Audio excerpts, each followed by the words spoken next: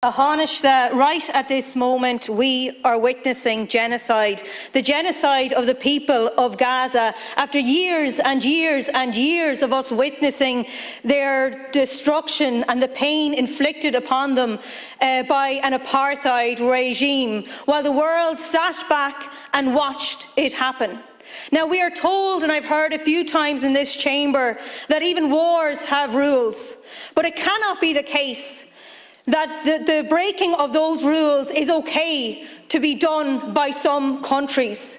Because when the Israeli government blatantly told us on the world stage that it would break international law once again, instead of outrage and horror, what we witnessed was Ursula von der Leyen telling Benjamin Netanyahu that the EU stands with Israel, apparently in our name. Well, not in my name, and not in the name of many, many, many Irish people. We stand with the ordinary citizens. We stand with the ordinary citizens of Gaza who've been described as human animals.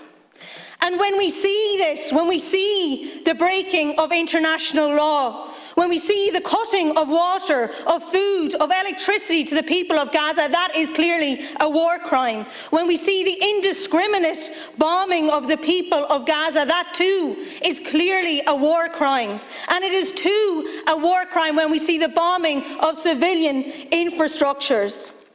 And if the Gazans don't die as a result of Israeli bombing, well, they sure will die as a result of the cutting off of water, of thirst, of hunger and of disease because of those war crimes. And what we have seen is the systematic killing, that the systematic killing is not limited to the ordinary citizens of Gaza. It also includes those people who will speak truth to power. It includes journalists who tell the world about the barbaric nature of the apartheid regime. We were united in horror in this chamber when Shireen Abu Akleh was killed.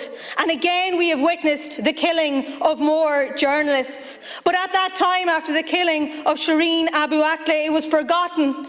And soon our lives moved on, but the lives of the ordinary people of Gaza could not move on because they continued to suffer under the apartheid regime.